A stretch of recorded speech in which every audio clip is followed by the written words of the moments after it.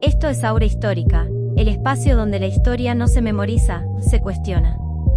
Y el día de hoy, nos vamos a una cueva. Pero no a escondernos del mundo, sino a encontrar lo que el mundo olvidó.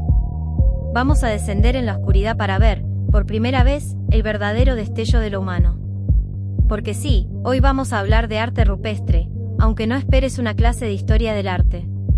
Esto no se trata de fechas, pigmentos y vitrinas. Esto se trata de una humanidad que aún no escribía, pero ya decía todo. De manos estampadas como firmas de existencia. De animales que no eran simplemente animales, sino símbolos cargados de fuerza. De paredes que no eran muros, sino memoria viva. La historia oficial afirma que el arte nació con la civilización, cuando llegaron los templos, el mármol, los reyes y las academias. Sin embargo, eso es una ilusión. El arte no nació en Roma ni en Atenas. El arte nació en la penumbra de una cueva, con los dedos manchados de barro, sangre y ceniza, y el alma atravesada por visiones. Nació en Altamira, en Las Caux, en Chauvet.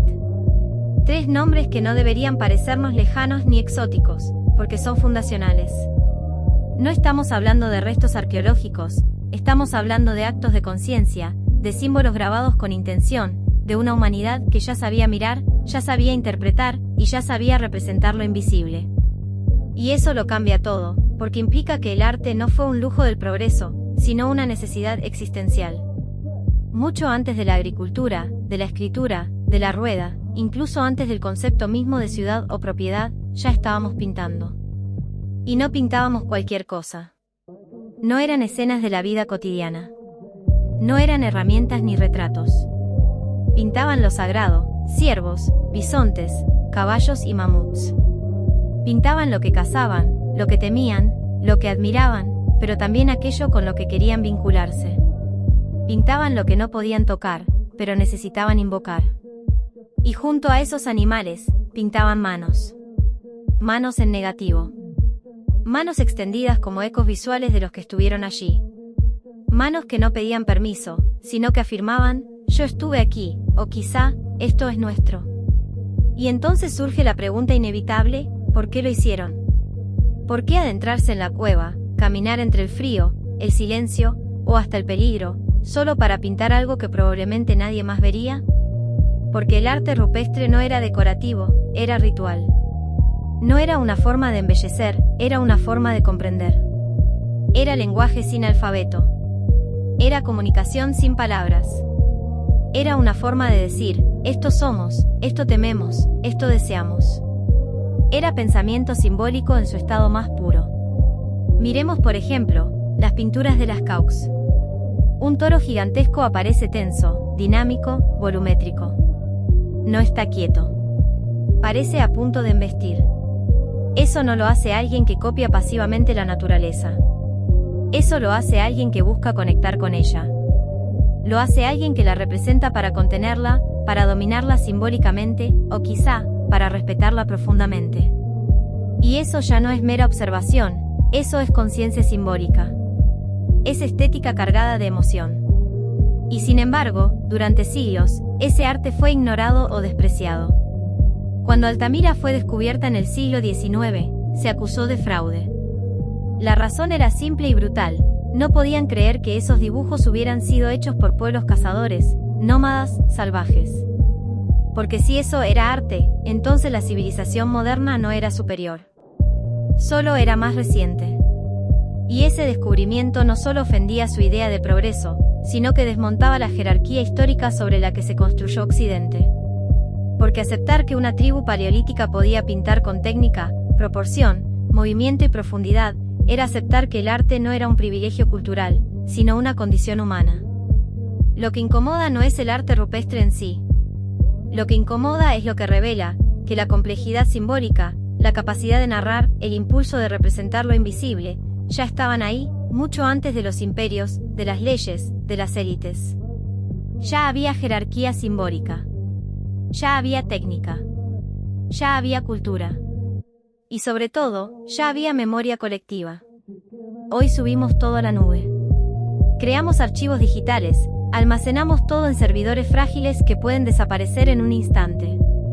Pero esas pinturas han resistido más de 30.000 años. La pintura en la cueva de Chauvet ha durado más que cualquier documento escrito. ¿Quién comunica mejor?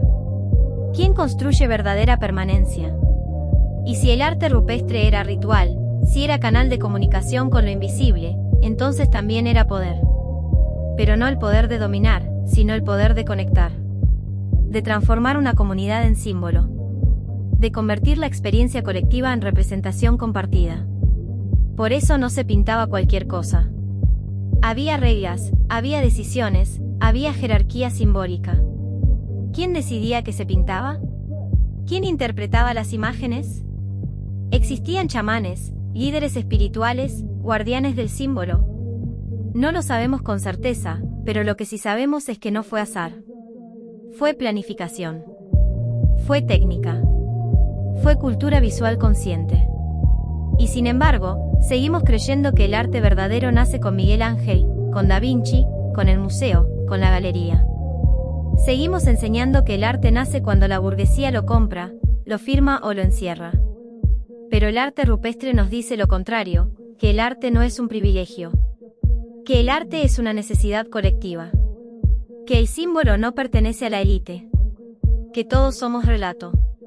Que todos dejamos huella. Y esa huella es profundamente política. Porque quien representa, construye sentido. Y quien construye sentido, organiza memoria. Quien organiza memoria, ejerce poder. Y ese poder asusta. Por eso se minimiza, se reduce, se mete en vitrinas con código QR. Se llama arte primitivo, como si fuera torpe o infantil, como si la técnica, el volumen, el uso del relieve o el movimiento, fueran casualidades. Pero no lo eran. Eran decisiones estéticas cargadas de propósito. Y ahora, siglos después, encerramos ese arte en libros de texto, lo reducimos a láminas, a souvenir, a mercancía cultural. Pero no lo escuchamos. Porque escucharlo sería aceptar que la historia no es lineal. Que lo que llamamos avance puede ser también olvido.